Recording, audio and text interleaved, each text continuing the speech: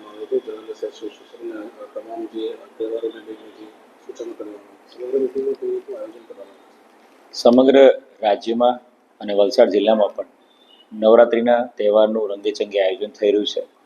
આની સાથે સાથે ચાલુ મહિનામાં નવરાત્રિ બાદ દિવાળીના તહેવારો પણ આવી રહ્યા છે. આ સમગ્ર એક મહિનાની જિલ્લાના જેટલા પણ આંગડિયા પેઢીવાળા છે, સાથે સાથે જે જ્વેલર્સ છે, એની સાથે સાથે બેન્કિંગ ક્ષેત્રે સાથે સંકળાયેલા જે વેપારીઓ છે, સંચાલકો છે, એ તમામ લોકોનું એક મિટિંગનું આયોજન દર વર્ષે આપણે કરતા હોઈએ છીએ. એ રીતે આ વખતે પણ વલસાડ ડિવિઝનમાં અને વાપી ડિવિઝન બંને પોલીસ ડિવિઝનમાં 150થી વધુ, દરેક જગ્યાએ 150થી વધુ આંગડિયા પેઢીના કર્મચારીઓ, સંચાલકો, મોટા જ્વેલર્સ, નાના જ્વેલર્સ, નાની સહકારી બેન્કો અને મોટી બેન્કો સાથે જોડાયેલા વેપારીઓ, સંચાલકો તમામની મિટિંગનું આયોજન કરવામાં આવ્યું હતું. બંને પ્લેસ પર કુલ મળીને 350થી વધુ લોકો આ મિટિંગમાં હાજર રહ્યા હતા.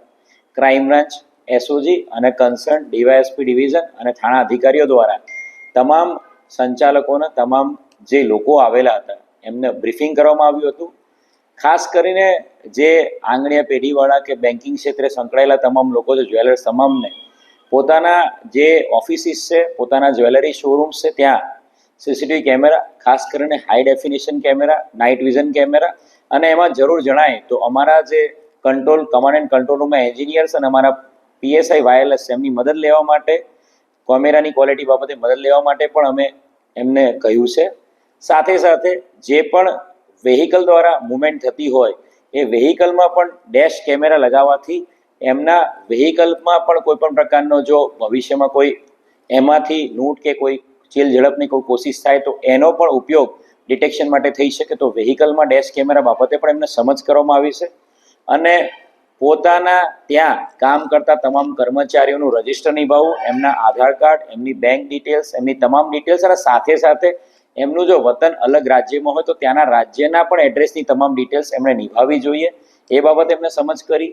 વેહિકલથી મૂવમેન્ટ થતી હોય તો વેહિકલના ડ્રાઈવરની પણ ડિટેલ્સ, તમામ ડિટેલ્સ એમની પાસે હોય એ બાબતે એમને સમજ કરી છે.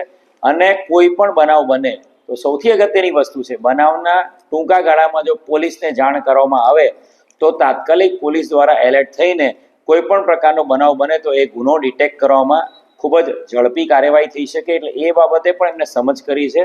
અને આ અનુસંધાને પોલીસ સ્ટેશન લેવલે જે પણ જ્વેલર્સ આંગડિયા પેઢી છે, જે પણ બેન્કિંગ સાથે સંકળાયેલા લોકોના વોટ્સઅપ ગ્રુપ બનાવીને એ પણ અલગથી જે એ લોકોને જે માહિતી આપવાની છે, એ લોકોને જાણકારી આપવાની છે, અથવા તો કોઈ પણ જે નવી વિગત આવતી હોય એ એમને જાણકારી આપી શકાય, એમને અવેર કરી શકાય. અને કોઈ પણ બનાવ બને તો એ ગ્રુપમાં પણ જાણ કરી શકે.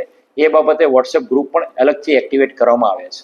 હાલમાં અત્યારે નવરાત્રી પર્વ ચાલી રહ્યો છે અને આગામી દિવસોમાં દિવાળી પર્વની આવનાર તૈયારી ચાલી રહી છે, એને લઈને આ બેઠકનું આયોજન કરવામાં આવ્યું છે.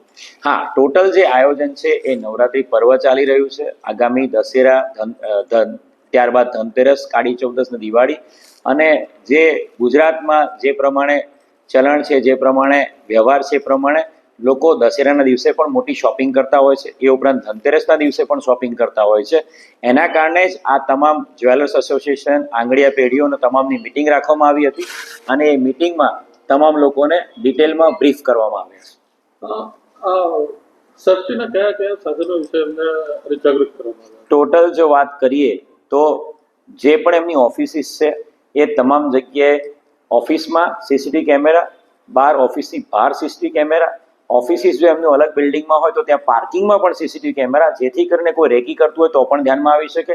એ ઉપરાંત હવે તમામ જે